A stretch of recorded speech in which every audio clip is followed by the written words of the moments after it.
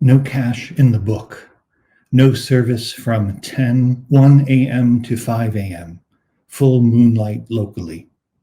This haiku was written by Keely, a worker from Lesotho, during her early pandemic shifts in the subterranean booths at her job in the New York City transit system.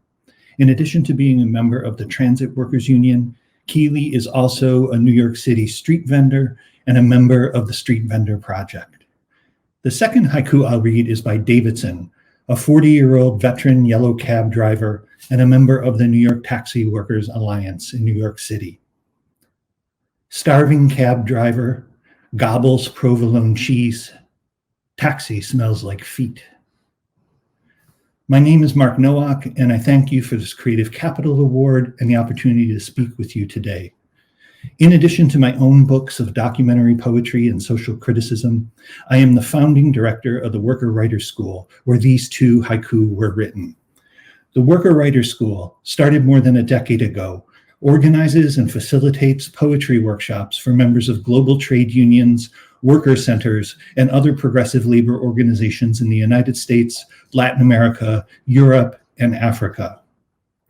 My original Creative Capital project was called Mobile Unit, and I plan to host pop-up poetry workshops in unique spaces like laundromats, restaurants, construction sites, and other locations of labor.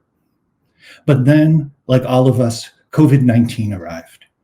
We all moved to Zoom, and so did the Worker Writers School. For the past 16 months, workers like Keely and Davidson have been meeting together on Zoom.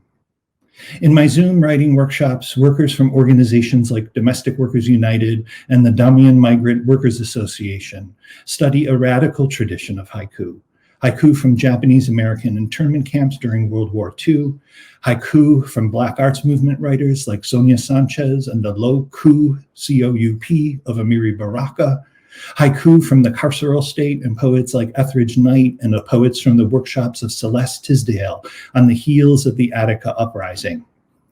By meeting bi-weekly on Zoom throughout the pandemic to read, discuss, and write haiku, worker writers created enough new poems for a book, and thanks to Kenning Editions in Chicago, our collection of Coronavirus Haiku was published on May 1st, May Day, International Workers' Day, just a few short weeks ago.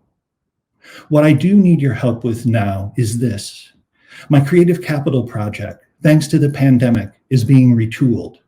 It is now called the Mobile Publishing Unit, and my chief publishing technology is that tool that our original publisher, The Sun, uses every day.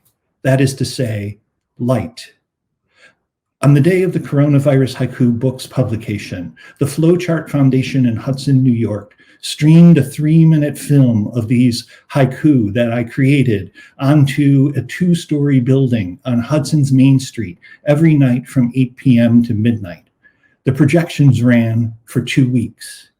Now, on August 28th, in my hometown of Buffalo, New York, my hometown that just 2 days ago elected India Walton in the primary, and she is on course to become the country's first socialist mayor of a major U.S. city in over 60 years. So, on August 28th, in collaboration with Just Buffalo Literary Center, our 3-minute haiku film by essential workers will be projected across the massive 10-story grain silos at the edge of downtown Buffalo's Silo City. I plan to invite India Walton, herself a nurse, a frontline worker, a member of 1199 SEIU, to the event. So I am looking for more opportunities like these, outside of galleries and museums and in spaces where workers gather and pass. I want to create and fund an ongoing series of neon signs of workers' haiku to place in laundromats and bodega windows. I want to project gobos of working people's haiku onto buildings on streets where workers who commute home after a long shift can read them. And I'd love to meet documentary filmmakers, projectionists, and other artists working with light. The Worker Writers School begins a new expanded Zoom poetry workshop collaboration this fall with the ITUC, the International Trade Union Confederation, based in Brussels, but connected to workers and trade unions around the world. And I want to bring these new methods from our ongoing New York City workshops and the mobile publishing unit to workers across the globe.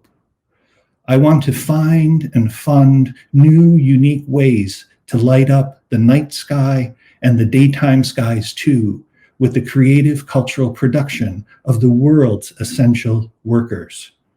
So thank you again, Creative Capital and all of you, for helping me to begin to realize this project throughout and long after these many difficult months of the COVID-19 pandemic. Thank you.